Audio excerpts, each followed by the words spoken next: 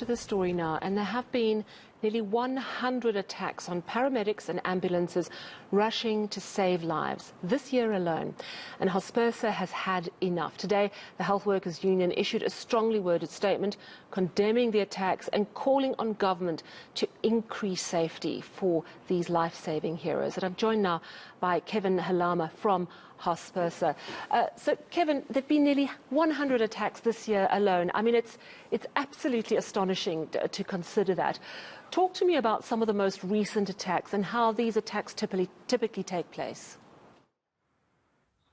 Good evening, Sally and the viewers at home.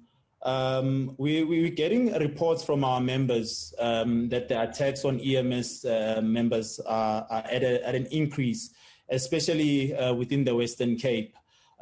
What's taking place now with these attacks, they're becoming more brutal in that our members are now finding themselves in hospital with serious injuries, whereby I think you can recall just last month, there is an EMS official that lost her life after being shot in KZN.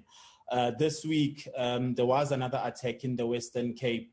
Basically, what takes place is that some of these perpetrators, they make false calls, claiming that there's an emergency. And then as the EMS officials rush to the scene, they get ambushed by these perpetrators who are after their personal belongings. They just want to rob them. But sadly, Sally, what we are seeing now is that they're becoming more vicious and more brutal in that these EMS members, they are now fearing for their lives to go out and assist the public.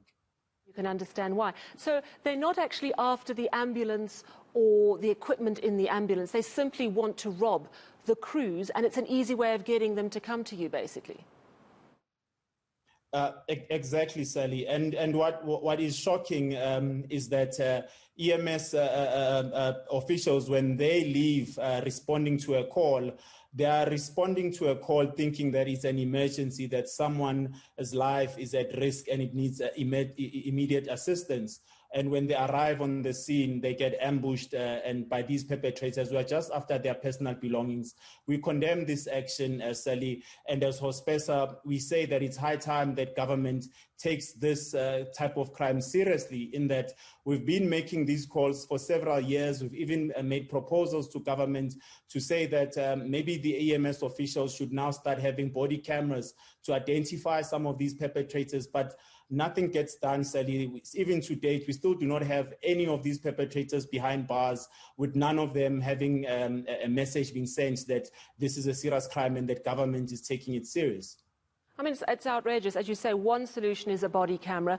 What other suggestions have there been? Has the Department of Health, does it fall under the Department of Health? I would imagine it does. Have they done anything or come up with any suggestions to try and deal with the problem? Well, in the Western Cape, there's been police escorts to some of the red zones, some of the areas which are called red zones, where there's a lot of criminal activities which are taking place, especially during the evenings. So there's been police escorts that have been accompanying the EMS officials.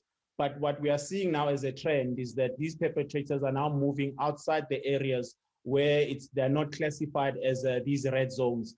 But also, Sally, having a police escort, it also removes that emergency factor of the service, in that now EMS officials now have to wait for the police to escort them to wherever there's an emergency. And that's not a real solution. What we need from government, we need government to take this thing seriously and have more engagement, especially with the communities, in that these perpetrators, they live amongst the communities, they know who they are. We've just had local government elections. Some of the ward councillors that went out doing their manifestos, they could have expressed their dissatisfaction or even highlighted some of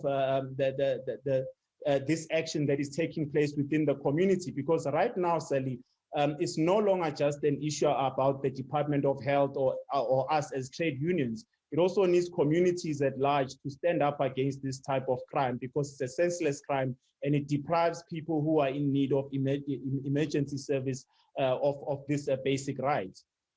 Absolutely right. I mean, it's, robbing the emergency staff is bad enough. And as you say, there have been some murders as well of those staff. But also they were out, they've been called away from another potentially important and valid call to save someone's life. We know that our ambulance services are under pressure as it is. We just don't have enough ambulances. What is Hospersa going to do if you simply don't get a satisfactory response?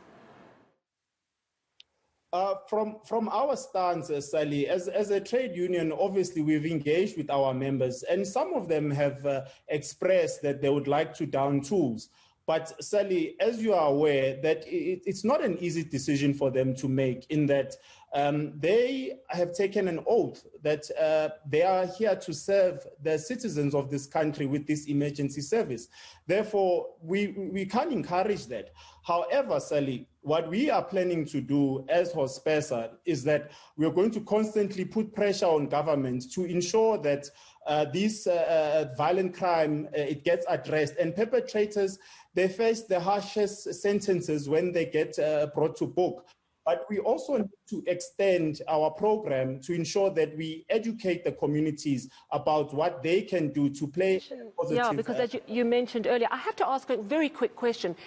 Does this just happen with ambulances linked to government hospitals, or are the private hospital ambulances at a similar risk, or have they got ways to avoid this risk? What we've noted, especially in KZN and in Gauteng, Sally, is that also within the private sector, there is also the high prevalence. I think the criminals just don't really care much whether it's a government emergency vehicle or it's a private emergency vehicle. We are seeing the prevalence on both sides. We do represent members at Netcare 911 who also express their fears in going out to assist the public in the evenings, especially in high crime areas whereby they get they get lured into these areas, and then they get robbed of their belongings.